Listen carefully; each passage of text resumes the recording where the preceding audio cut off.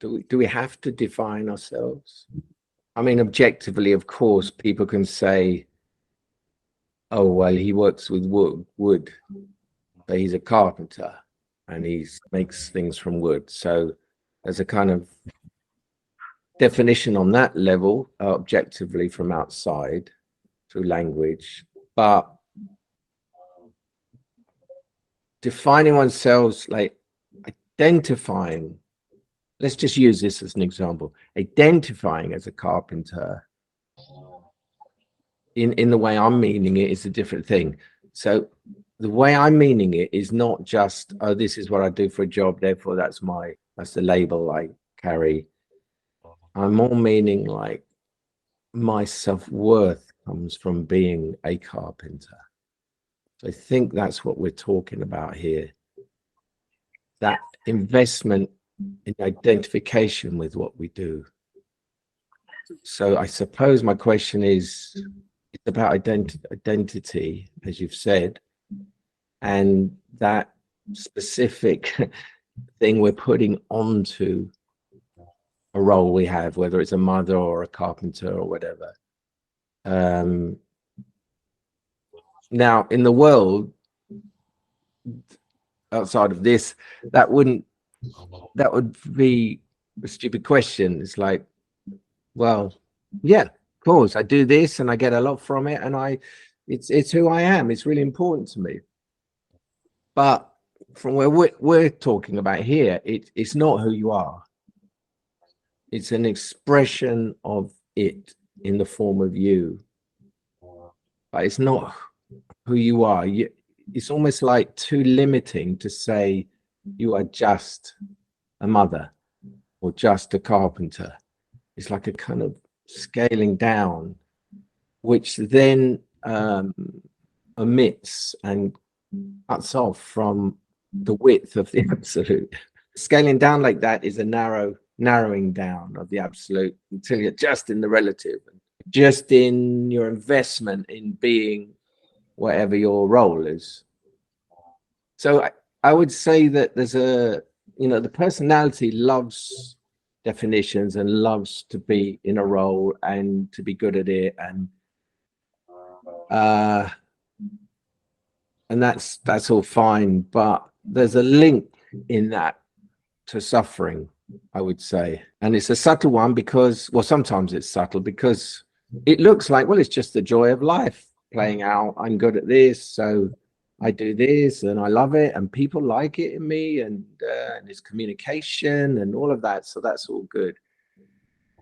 But there is behind that, it's what you do with it. And if there is this scaling down of what you are to be just in that role and just the emotional investment you've got in that role, I think that's the kind of bit where it becomes potentially a suffering, an expression of suffering, because it's not honoring that you're so much more than just that role. It's not that this is the kind of image of the, going off to the cave and cutting off people. It's not that you have to do that, and it is part of fulfilling engagement life, it's true, but we're looking at the identification. What is that?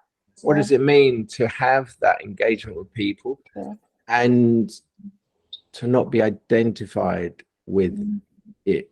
That's what we're looking at here. That's what we boil it down. But what happens to love? What happens to love? I mean, what happens to love when what? If you're no longer identified. Yeah, if you're no longer identified. Love is not contained or constrained then. Or diluted, or it's just love then.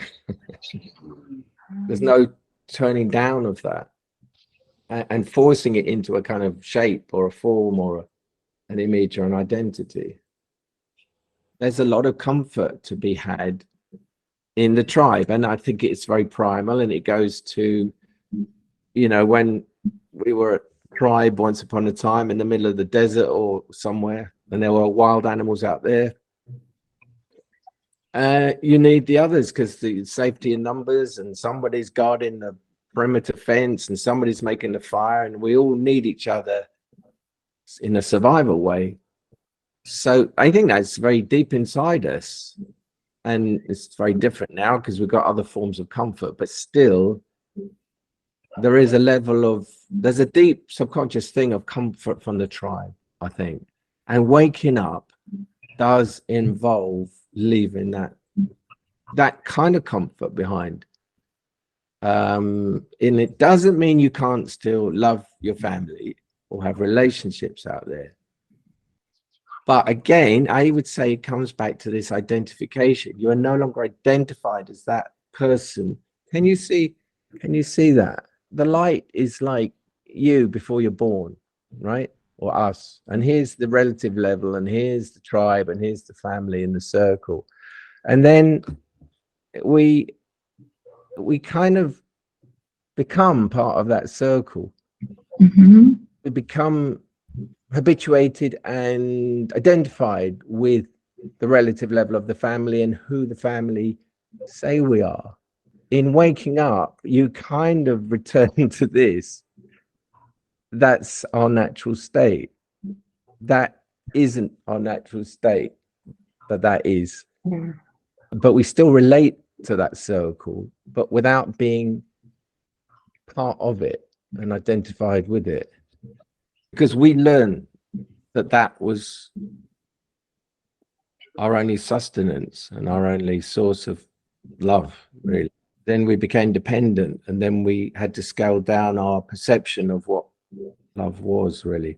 There's a sort of slavery in that scaling down of love to just the mother, really, or the father, or the family, or the tribe. And waking up does involve the release from that confinement of love to those channels. It's wide, or it's not waking up, really. Yeah.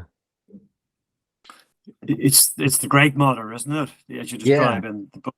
It's the original relationship to life itself.